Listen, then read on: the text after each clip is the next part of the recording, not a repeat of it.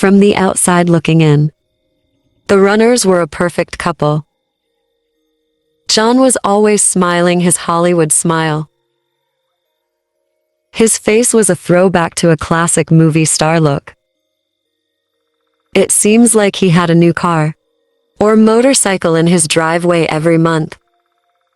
His wife, Virginia, was even more stunning, a fashionable force of nature, with blue eyes that could stop traffic. I always wondered how I ended up living next to them, given their outward displays of wealth and the modest vibe of the neighborhood. It turns out that they owned at least 3 houses, which explained their occasional disappearance for days or weeks. When they were around the neighborhood, the runners were unfairly friendly. John always tossed me away if I were cutting the grass. At the same time, occasionally this would happen while Virginia was out sunbathing next to their pool, which was so distracting. I ran my mower into a tree more than once. The couple appeared to be living their best life every day, but over the course of the spring, I started noticing cracks.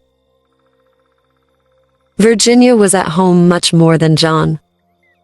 He tended to leave early in the morning and not return until after midnight. Some days he wouldn't return at all. As far as I could tell, Mrs. Renner didn't have a typical job. She spent most of her mornings gardening or sitting on the porch reading. Her afternoons were dedicated to swimming or lounging by the pool, to the eternal gratitude of all the neighborhood guys, with a line of sight to the runner's backyard. Since I work night shifts and live alone, I found myself stepping out to chat with Virginia several times during the day. To my complete lack of shock, I found out that she was a model. However, to my actual surprise, she turned out to not just be gorgeous, but also clever and funny, and a lover of terrible jokes. We swapped cheesy jokes every day from our porches, and settled into a comfortable acquaintance, bordering on friendship. When I asked Virginia about her modeling career, she revealed that, while she did traditional photo shoots, most of the time was spent on OnlyFans. I was stunned when she told me how much she makes during an average month. We were sitting together on her porch swing, drinking from a picture of margaritas, when she asked me if I'd like to check out her account. I wasn't sure what the proper answer would be in that scenario, so I just sort of smiled and shrugged. Virginia took that as a yes, and pulled a pen from her purse. She took my hand and wrote her account name on my palm, along with a discount code. I felt my heart begin humming in the moment she touched me. By the time she was done writing on my hand, I was sweating. I went home 20 minutes later, and immediately logged onto OnlyFans. Virginia's account was in the top 1%. And after some casual scrolling, appeared to only contain solo content. There was no sign of John or anyone else. Most of it was actually benign, though she did have the occasional racy post. I felt a little awkward, almost like I was spying on my friend, or peeping. But since she was the one who encouraged me to check out her account, I tried my best to get over the discomfort. Logging onto Virginia's OnlyFans quickly became a nightly habit of mine. She even made me a mod for her live streams. That resulted in me getting called a simp a few times each stream, but overall, the channel was chill. The first few weeks were great, and Virginia was always impeccable when it came to her makeup, her hair, and her clothes. But over the course of a dozen streams and videos, I began to notice concerning details. Sometimes her makeup would be overboard, to the point where it seemed like she was using it for consuming. I saw her wear turtlenecks often, despite it being spring.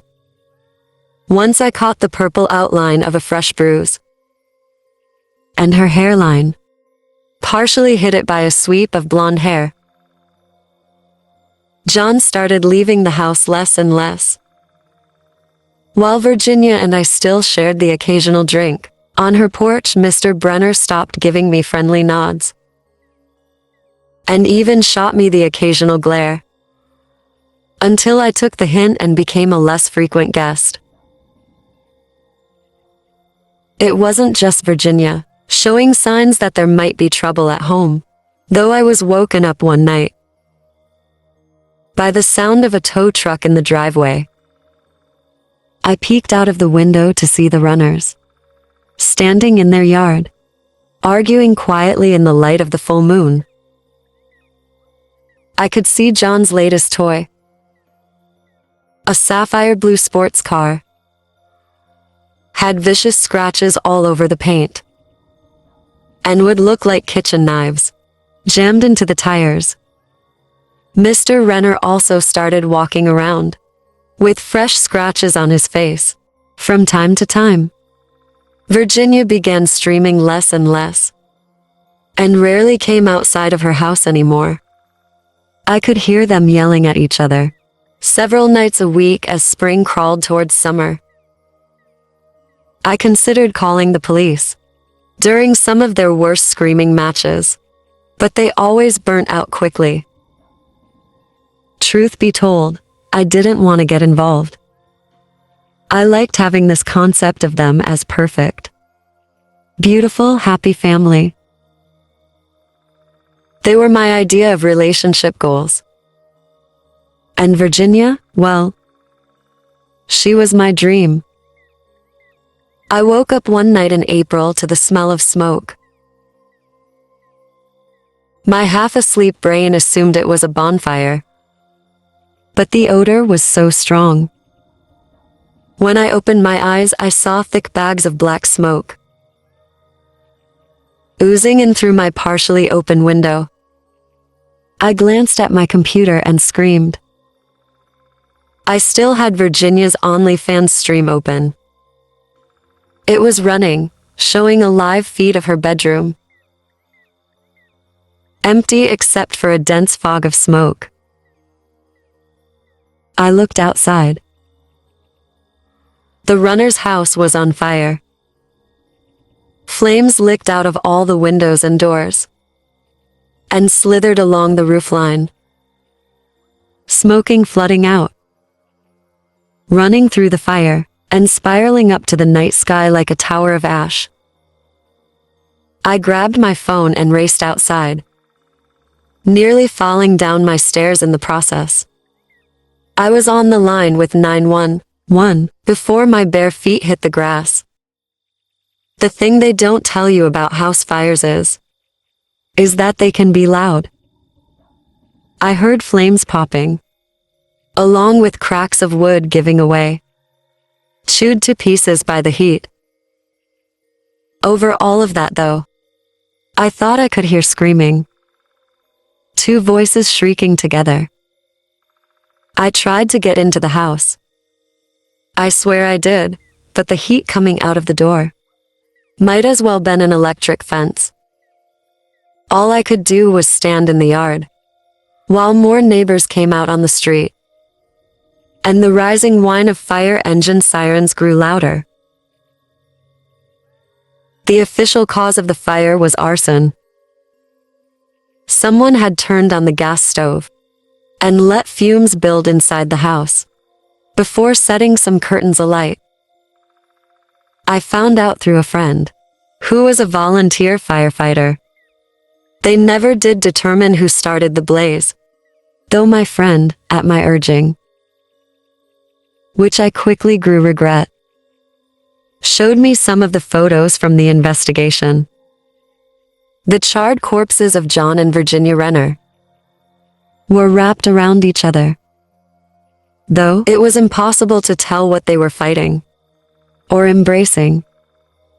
What was left of them, pitch black and pitted like charcoal, was curled up on the floor in front of their fireplace. I found videos from that night's live stream, still on Virginia's account. Mostly it was of her and John arguing. He accused her of being unfaithful. He mentioned my name. Both of them left the room, but the camera kept running. There was screaming, both of their voices. And then nothing for 15 minutes. That's when the smoke started rolling in.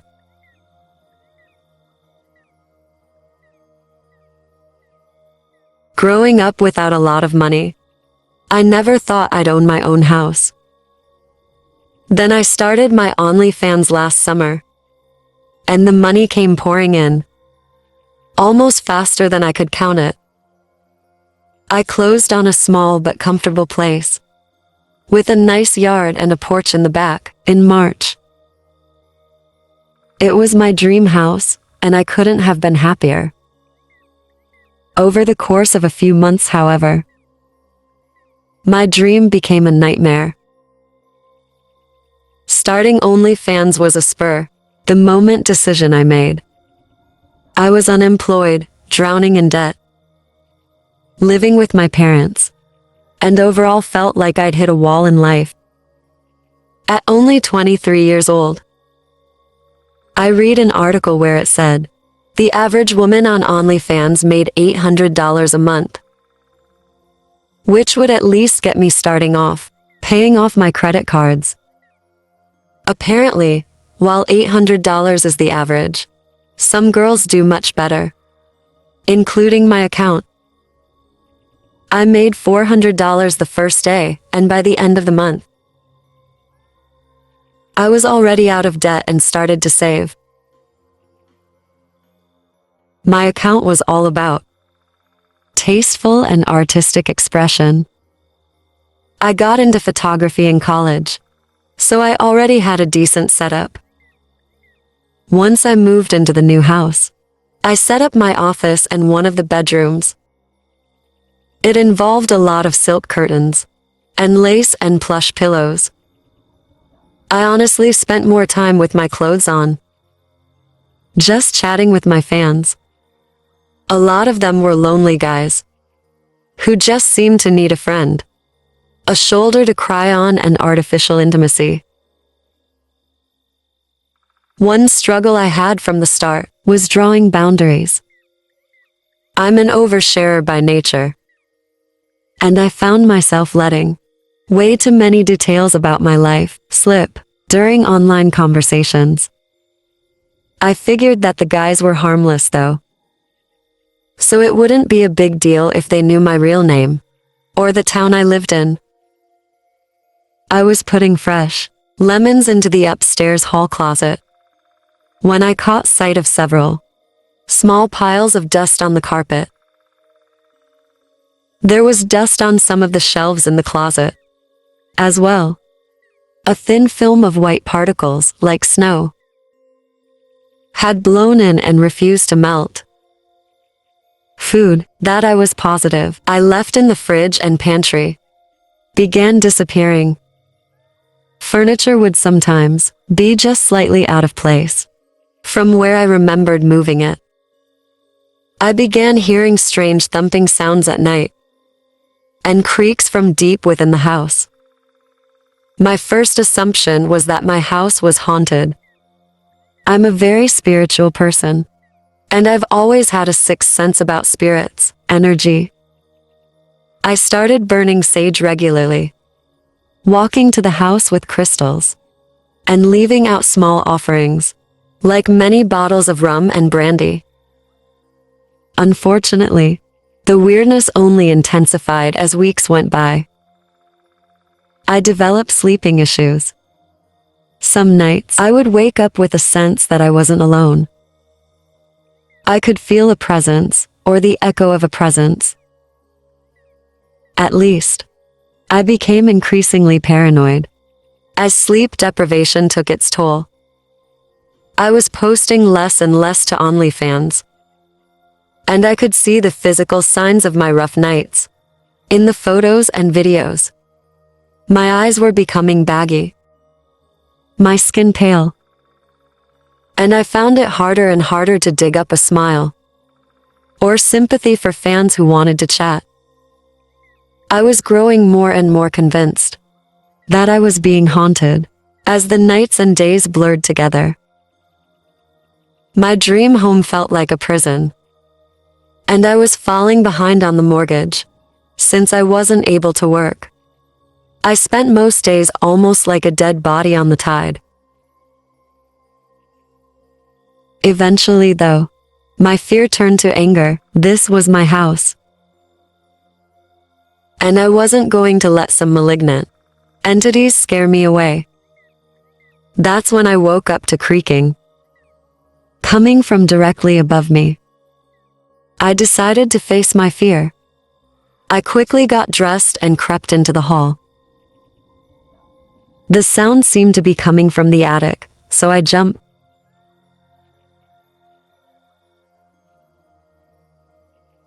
Lowered the folding stairs and climbed up.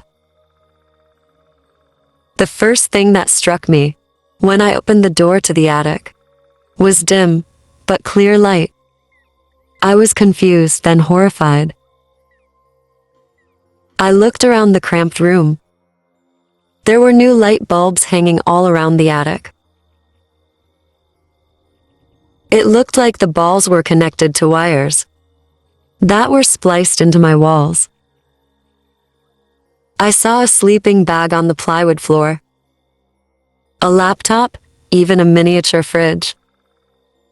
There were thick black cords running all over the floor, connecting back to a series of small screens. I crawled into my attic and screamed. What I saw was on those screens. It was my house. Every room must have been wired with a camera. I thought of what piles of dust I found, and realized that they were from someone drilling into the ceilings above me. I felt sick, violated, but most of all, near panic at the thought of the intruder catching me in his lair.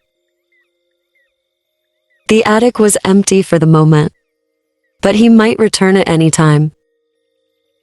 I thought of the creaking I'd heard only minutes before, and wonder how I missed him leaving.